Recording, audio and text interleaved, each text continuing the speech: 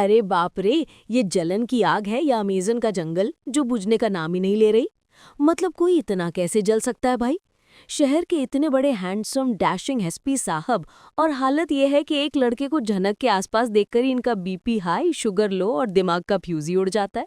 सच कहूं तो अनिरुद्ध बाबू का ये जला भुना नींबू मिर्ची वाला चेहरा देखकर तो मजा ही आ गया।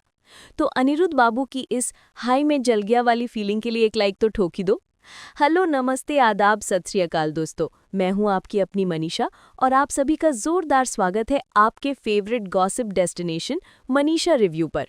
यहां हम सीरियल की सिर्फ खबर नहीं देते बल्कि उसकी खाल खींचकर पोस्टमार्टम करके एक एक नस को पकड़कर आपके सामने रख देते हैं। तो अपनी अपनी पॉपकॉर्न की बाल्टी और कोल्ड ड्रिंक का गिलास लेकर बैठ जाइए, क्योंकि आज हम झनक के एपिसोड की इतनी गहराई में उतरने वाले हैं जितनी गहराई में तो शायद अनिरुद्ध बाबू भी झनक के प्यार में नहीं उतरे होंगे। चलिए फटाफट शो शुरू करते हैं। तो भाई कहानी की गाड़ी वहीं से स्टार्ट होती है जहां अनिरुद्ध बाबू हमारी प्यारी भोली भाली लेकिन जबान की तेज झनक को अपनी सरकारी जीप में बिठाकर एजुकेशन मिनिस्टर के ऑफिस छोड़ने जा रहे हैं। अब कहने को तो ये एक सिंपल सी लिफ्ट है, लेकिन दोस्तों ये लिफ्ट नहीं, ये एक चलता फिरता लाई डिटेक्टर टेस्ट का कमरा बन गया है, जहां इंस्पेक्टर अनिरुद्ध बेचारी मुजरिम झनक सी सवालों की ऐसी बौछार कर रहे हैं जैसे सीआईडी वाले दया से दरवाजा तुड़वाने से पहले करते हैं। गाड़ी चल रही है और माहौल में एक अजीब सी खामोशी है। वो कहते हैं ना, तूफान से पहले की शांति, बस वही वाला सीन था। झनक बेचारी खिड़की से बाहर देख रही है, शायद सोच रही होगी कि हे भगवान के साफत में फंस गई। और अनिरुद्ध बाबू स्टीयरिंग व्हील को ऐसे पकड़कर बैठे हैं जैसे वो स्टीयरिंग नहीं बल्कि अविनाश का गला हो। उनकी आंखों में गुस्सा, होंठ भिंचे हुए और चेहरा एकदम लाल टमाटर जैसा। तभी हमारी झनक, जो शायद इस चुप्पी से बोर हो गई थी, उसने पूछ ही लिया, एक बात बताइए, आपको इतना फर्क क्यों पड़ता है? बस ये सवाल था या फिर किसी ने माचिस की तीली जलाकर सीधा अनिरुद्ध बाबू के दिल में लगी जलन की आग के पेट्रोल टैंक में फेंक दी। अनिरुद्ध का चेहरा देखने लायक था। वो एकदम से झनक की तरफ घूमा, आंखें बड़ी बड़ी, जैसे पूछ रहा हो कि तुम्हारी हिम्मत कैसे हुई ये पूछने की। और फिर जो शब्दों का लावा फूटा, सुनिए जरा। बोला, क्यों, मुझे फर्क क्यों नहीं पड़ेगा झनक? तुम्हें अंदाजा भी है आजकल के लड़के कैसे होते हैं? आहा, क्या लाइन है। आजकल के लड़के मतलब दुनिया के सारे लड़कों का ठेका अनिरुद्ध बाबू ने ही ले रखा है।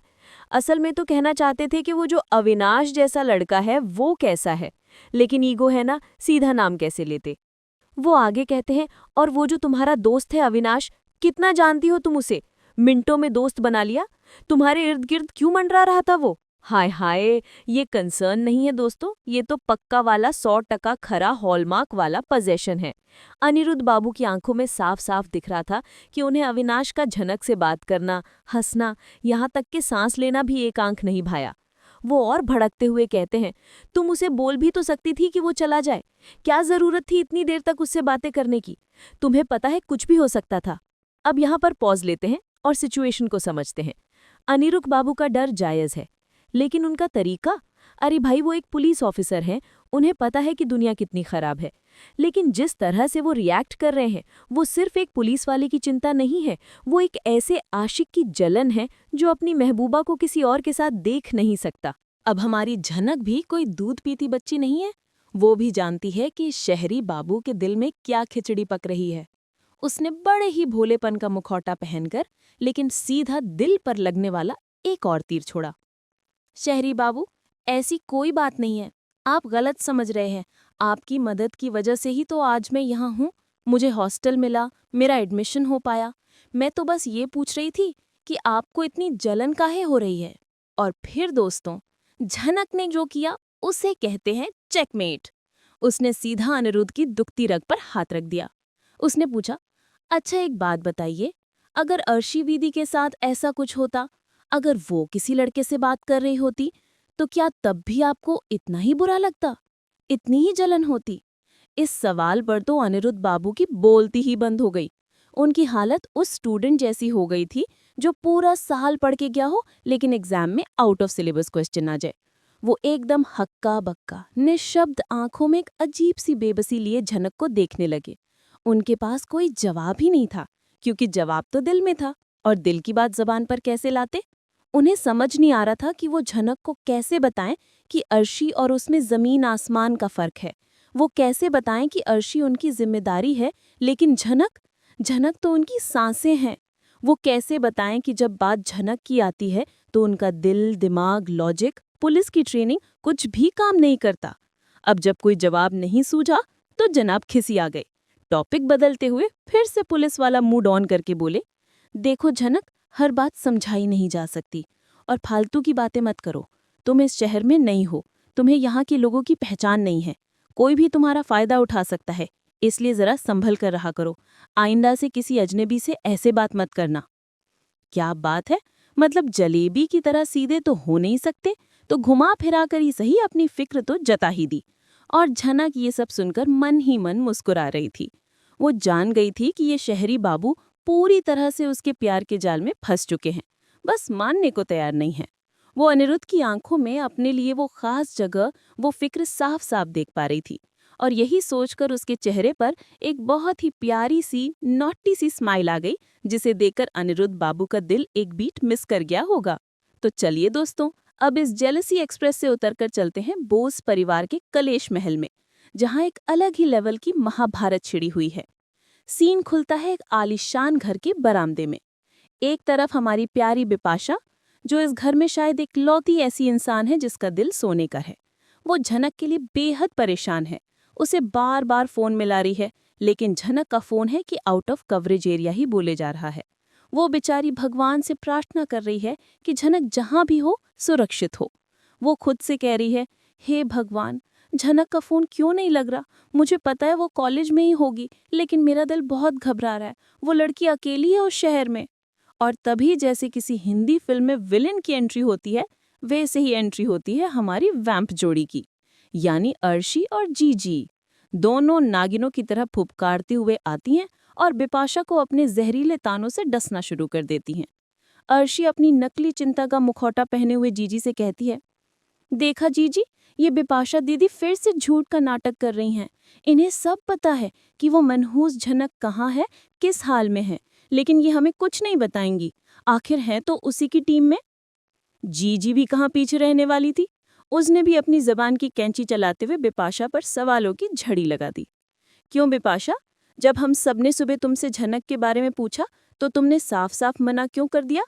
तुम्हें तो पता था ना कि उसका एडमिशन हो गया है। तुम हमेशा उस नौकरानी की तरफदारी क्यों करती हो? आखिर क्या रिश्ता है तुम्हारा उससे? बिपाशा बेचारी अकेली लेकिन शेरनी की तरह उन दोनों के सामने डटी रही। उसने कहा, मैंने कोई झूठ नहीं बोला। मुझे बस इतना पता था कि उसका एडमिशन होने वाला है, लेकिन वो आज कॉलेज गई है या नहीं ये मुझे नहीं पता था। और मैं उसे फ़ोन इसलिए कर रही हूँ क्योंकि अर्शी ने ही तो बताया कि कॉलेज के पास कोई बम ब्लास्ट हुआ है। मुझे उसकी चिंता हो रही है। आप लोगों को तो बस अपनी बेटी, अपनी बहन की फिक्र है। उस अनाथ लड़की झनक की किसी को कोई परवाह ही नहीं। इस बात पर तो घर में हंगामा ही मच गया।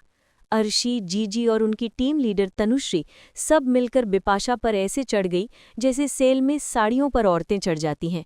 अर्शी ने तो अपना ब्रह्मास्त्र यानी रोना धोना भी शुरू कर दिया। ये सब उस झनक की वजह से हो रहा है। जब से वो इस घर में आई है मेरी जिंदगी बर्बाद हो गई है। वो मेरी और अनिरुद्ध की जिंदगी के बीच में आ गई है। और बिपाशा दीदी, आप भी उसी का साथ दे रही हैं।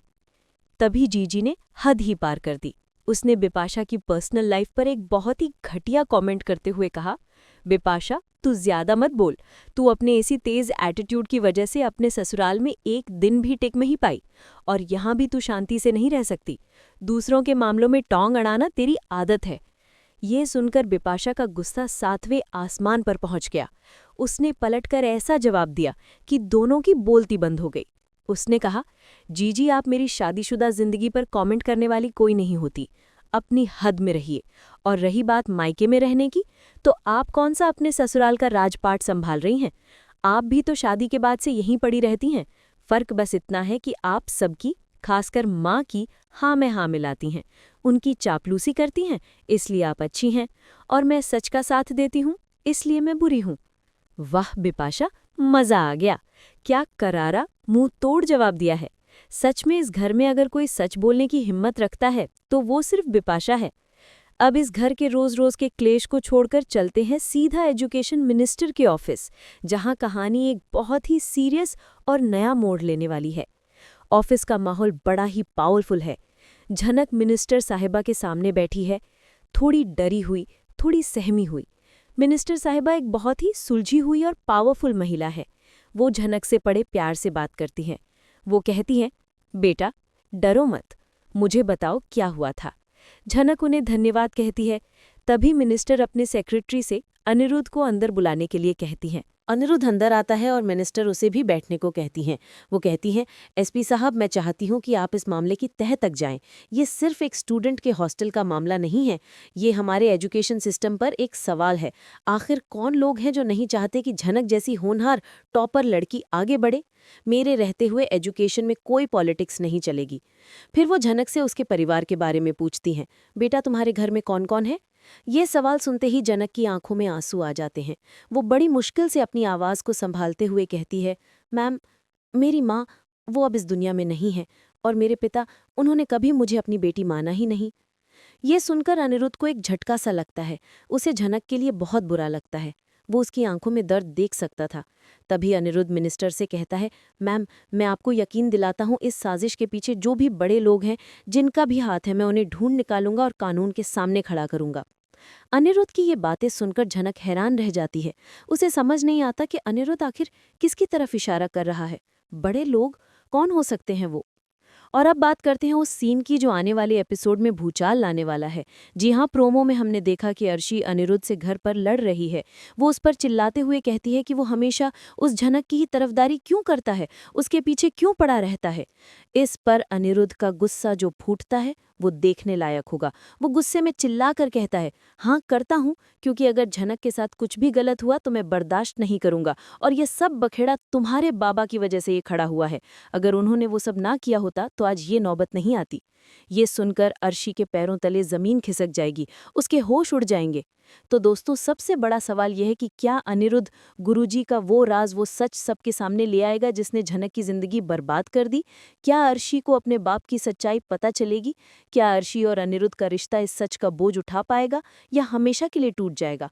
और इन सब के बीच अनिरुद्ध का ये गुस्सा, ये प्रोटेक्टिव नेचर, क्या ये झनक के लिए उसके प्यार का खुल्लम खुल्ला इजहार है? इतने सारे सवाल हैं और जवाब मिलेंगे आने वाले एपिसोड्स में। मुझे तो इंतजार नहीं हो रहा। आपको क्या लगता है, क्या होने वाला है आगे? अपनी अपनी थ्योरी मुझे कमेंट सेक्शन में लिखकर ज़रूर बताना। आज के लिए बस इतना ही। उम्मीद है आपको आज का ये डिटेल्ड ड्रामा डोज पसंद आया होगा। अगर हाँ, तो इस वीडियो को एक बड़ा सा थम्स अप देना। अपने दोस्तों और फैमिली के साथ, जो भी झनक के फ़ैन हैं, उनके साथ शेयर करना बिल्कुल मत भूलना। और हाँ, अगर आप मेरे चैनल मनीषा रिव्यू पर नए हैं और आपको भी मेरी तरह सीरियल के कीड़े हैं, तो फटाफट मनीषा रिव्यू को सब्सक्राइब कर लो, और वो जो बगल में घंटी है ना, उसे टन टनाटन बजा दो, ताकि आपको मेरे हर नए वीडियो का अपडेट सबसे पहले मिले। मिलती हूँ आपसे बहुत जल्द एक और मसालेदार एपिसोड के पोस्टमार्टम के साथ। तब तक के लिए खुश रहिए, मस्त रहिए और ड्रामा देखते रहिए। बाय।